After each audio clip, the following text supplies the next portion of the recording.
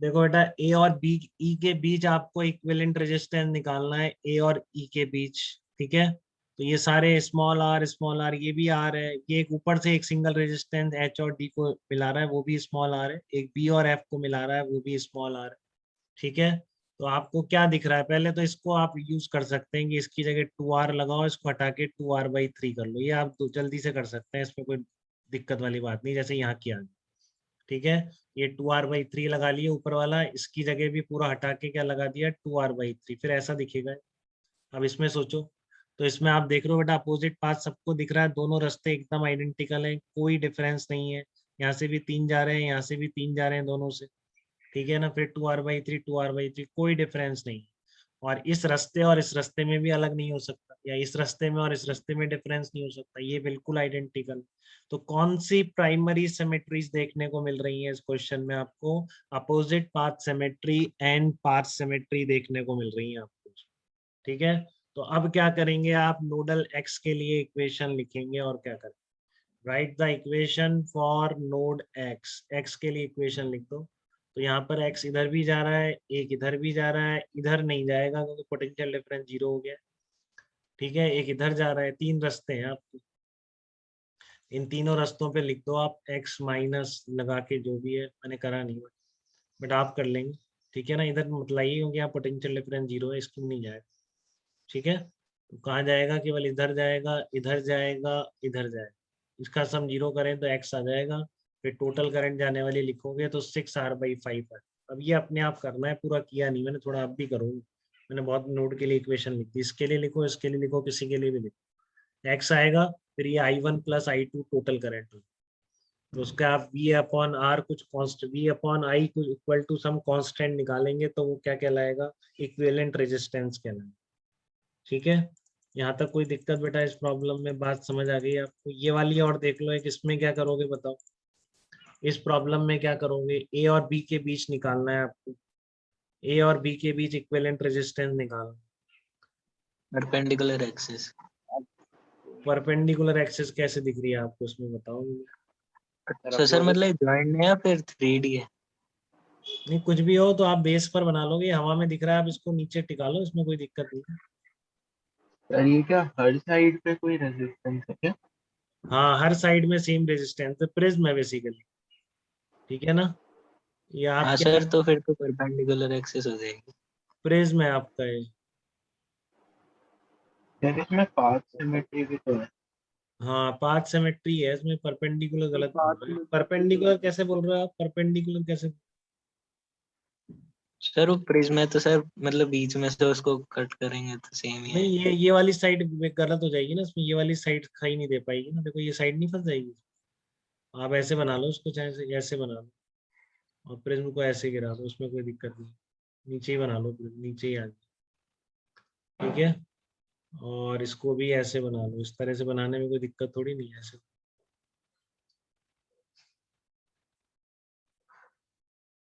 ये देखो, इस तरह से आ गई, ऐसे सेम चीज है क्या, बताओ एक बार, कोई दिक्कत तो नहीं है इसमें? नंबर ऑफ रेजिस्टेंस सेम हो रहे हैं, 1 2 3 4 5 6 7 8 9, 1 2 3 4 5 6 7 8 9, 9 रेजिस्टेंस सही तो हो रहे हैं। ये सब प्लेन पे है अपना, क्या डिफरेंस है इसमें और उस सर्किट में, कोई डिफरेंस है बताइए? No sir. ये सेम लग रहा है ना बिल्कुल, ए और बी लाइन के हाँ अबाउट। तो आप कह रहे हो इस लाइन के about perpendicular axis of symmetry बना दो।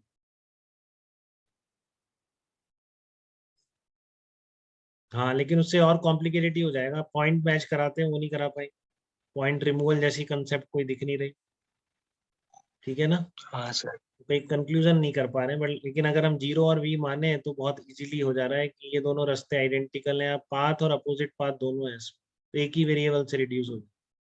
ठीक है ना, या फिर आप सीरीज पैरेलल से भी कर सकते हैं, इन दो रास्तों में कोई डिफरेंस नहीं है बेटा, देख रहे हैं आप, इन दो रास्तों में कोई डिफरेंस नहीं है, देखो आप इधर से चले, ठीक है ना, आपको ये रेजिस्टेंस मिला, 2 मिले, यहाँ से चले, ये बिल्कुल आइडेंटिकल हो गया एक दूसरे की तरफ जाने से, यहाँ तक पाथ बिल्कुल आइडेंटिकल है, आगे फिर से इसको 2 मिल रहे हैं, एक आपस में चले जा रहे हैं और दूसरा दोनों का बी पर चला जा रहा है, कोई डिफरेंस नहीं है बेटा इन रास्तों में। ठीक है ना, तो कोई रीजन नहीं है कि आप यहाँ पे अलग अलग पोटेंशियल माने, आप यहाँ पर एक्स मान सकते हैं बिल्कुल। ठीक है ना, या आपने अगर यहाँ x मान लिया हो, यहाँ पर x मान लिया हो, तो यहाँ पर बिल्कुल क्या मान लेंगे, v माइनस एक्स मान लेंगे। तो अब या तो आप नोडल से कर लो, नहीं तो आप डायरेक्टली कर सकते हो कि इनको हटा ही दो ना इन दोनों, तो सीरीज और पैरेलल में रिड्यूस हो जाए। इन दोनों रेजिस्टेंस जहाँ पर मैंने कट लगाए हैं, आप इनको हटा ही दो ना, ये किस में रिड्यूस हो जाएगा, सीरीज और पैरेलल में रिड्यूस हो जाएगा। देखो एक बार ध्यान से देखेंगे इसको, बिल्कुल ये रहा देखो,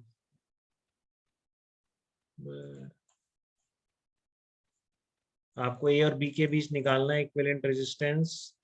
तो आपने क्या किया, यहाँ पर x माना, यहाँ y माना। पहले मैंने कहा था कि अगर नहीं दिख रहा हो आपको, पाथ सिमेट्री नहीं दिख रही है, तो x और y मान के भी कर सकते हो, दो वेरिएबल होंगे। अपोजिट पाथ तो बहुत क्लियर है, अगर इधर x मानोगे तो इसके सिमेट्रिक में v माइनस एक्स, इधर y मानोगे तो v माइनस वन, ठीक है ना।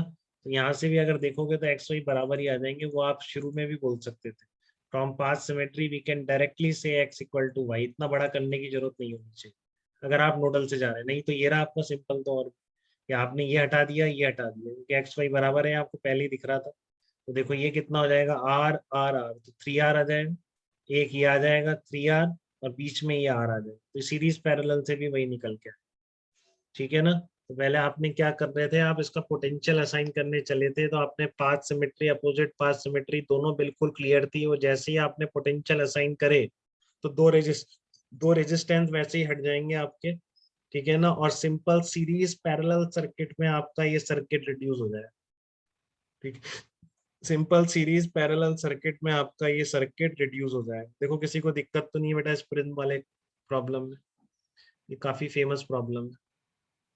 ऐसा ही ये भी बहुत आसान है, बताना एक बार जल्दी से।